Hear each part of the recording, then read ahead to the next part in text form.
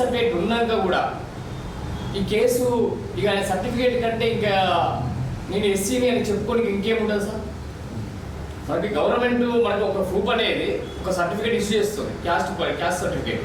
అది మీ SC caste certificate ఆయనకి అది తీసుకొని కేసు ఫైల్ చేసి దానిపైనే ఆయన ముందుకెళ్ళరు. అయినా అక్కడికి వెళ్తానికి నువ్వు ఎస్సీ కాదు, నువ్వు ఒక మతంలో వెళ్ళినావు కాబట్టి నీకు ఎస్సీ కాదంటారు. కానీ అదే గవర్నమెంట్ ఎస్సీ సర్టిఫికేట్ ఇష్యూ చేసింది. ఇంకా బీసీ సర్టిఫికేట్ అయితే తీసుకోలే కదా అప్పటికైనా.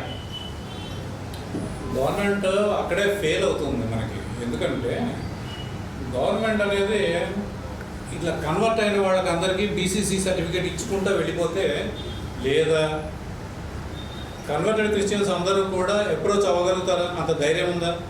ఇప్పుడు ఆయన పుట్టినప్పుడు ఎస్సీ ఎవరు కాదనలేని నిజం అది. వాళ్ళ పేరెంట్స్ ఎస్సీ, ఈయన కూడా ఎస్సీగానే జన్మించారు, ఎవరు కాదనలేదండి. ఎస్సీగా పుట్టినప్పుడు ఆయనకి ఎస్సీ సర్టిఫికేట్ అనేది ఇచ్చారు. మరి ఆయన కూడా ఆయన మనస్సాక్షిని బేస్ చేసుకొని ఎస్సీ అనే దాంట్లో నాకు వివక్షత కనిపిస్తుంది కాబట్టి నేను క్రిస్టియన్గా కన్వర్ట్ అవ్వాలనుకుంటున్నాను అని క్రిస్టియన్గా కన్వర్ట్ అయ్యారు. దానికి ఆ మిషనరీస్ ఏవైతే ఉన్నాయో వాళ్ళు దాన్ని యాక్సెప్ట్ చేశారు. మనం ఇక్కడ ఆలోచించాల్సిన విషయం ఏంటంటే, మనకి ఒక చట్టం అనేది ఉంది. కన్వర్టెడ్ క్రిస్టియన్స్ అందరూ కూడా ఎస్సీలో నుంచి కానీ ఏదైనా కానీ ఎస్సీలో నుంచి వచ్చినప్పుడు వాళ్ళు బీసీసీ సర్టిఫికేట్ తీసుకోవాలి. అప్పుడు ఏమవుతుంది, ఎస్సీకి ఇచ్చే బెనిఫిట్స్ ఏవైతే ఉన్నాయో ఆ బెనిఫిట్స్, రిజర్వేషన్స్ కానీ what ever it may be, అన్నీ కూడా వాళ్ళు కోల్పోతారు. బీసీసీ సర్టిఫికేట్ తీసుకుంటే బీసీసీ సర్టిఫికేట్స్కి ఏవైతే మనకి అడ్వాంటేజెస్ ఉంటాయో, బెనిఫిట్స్ ఇస్తుంది గవర్నమెంట్, వాటిని అవైల్ చేసుకుంటారు వాళ్ళు. Therefore nobody is interested to leave that certificate of SC. నేను కన్వర్ట్ అవుతాను, నేను బయటికి చెప్పుకోనది, నేను కాబట్టి ఎస్సీని, ఎస్సీ అనేది నేను చూపించుకుంటాను సర్టిఫికేట్. బట్ నేను క్రిస్టియానిటీలో ఉన్నాను. క్రిస్టియానిటీ ఎవరు? మన కాన్స్టిట్యూషన్ రికగ్నైజ్ చేసిన బీసీసీ. నువ్వే ఒప్పుకున్నారు ఆ కేసులో, ఆయన ఒప్పుకున్నారు నేను కన్వర్టెడ్ క్రిస్టియన్ని, నేను పాస్టర్ని, నేను ఇట్లా ప్రేయర్ చేసి బయటకు వస్తున్నాను అని ఆయన ఒప్పుకున్నారు. అంటే గవర్నమెంట్ చేసిన లోపం అది.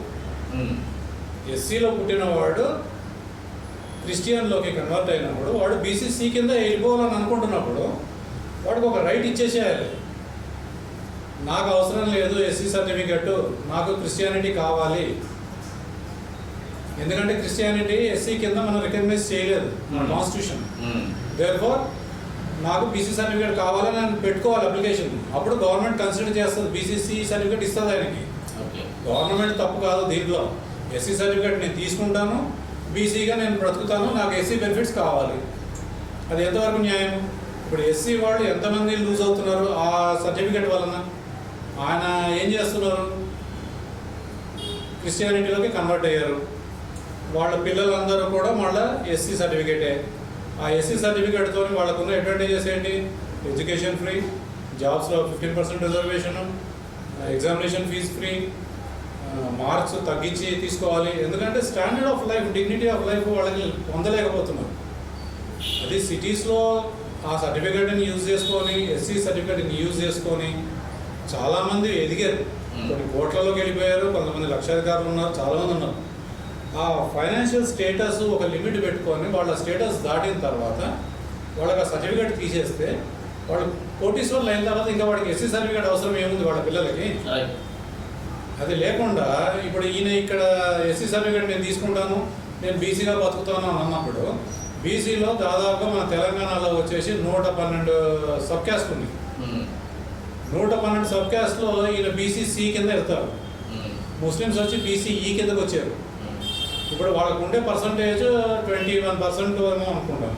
21%లో ఇప్పుడు 112 కింద గ్రూప్స్ కింద డివైడ్ చేశారు, ఏబిసిడిఈ. ఇప్పుడు వాళ్ళకి సుప్రీంకోర్టు ఒక గైడ్లైన్ ఉంది, మళ్ళీ రిజర్వేషన్స్లో 50% దాటకూడదు. ఇప్పుడు ఎస్సీ ఆయన దీంట్లోకి వచ్చాడు అంటే ఈయనకున్న ఎస్సీస్కి డైరెక్ట్గా 15% ఉంది. ఎస్సీస్లో కూడా మళ్ళీ 3 లేయర్లు ఉన్నాయి, 4 లేయర్లు ఉన్నాయి, ఏబిసిడి. దీనికి వచ్చేటప్పటికి ఏబిసిడిఈ దాంట్లో 1% ఉంది, 2% ఉంది, డిఫరెంట్ రిజర్వేషన్స్ ఉన్నాయి దాంట్లో. ఈయన బీసీసీ కిందకు వస్తారు. ఈయన ఈ 15% వదిలేసుకొని 2%కి ఆయన వెళ్ళిపోతానంటే ఆయన సర్టిఫికేట్ తీసుకోవాలి ధైర్యంగా పోయి, నేను ఎస్సీ వదిలేస్తున్నాను, నేను బీసీసీ తీసుకుంటానని పోవాలి. క్రిస్టియానిటీలోనేమో వాళ్ళు ఇచ్చే వాట్ ఎవర్ ఇట్ మేబీ, వాళ్ళు ఇస్తున్న బెనిఫిట్స్ని, మిషనరీస్ ఇస్తున్న బెనిఫిట్స్ని వాళ్ళు పొందుతున్నారు ఒక పక్క నుంచి.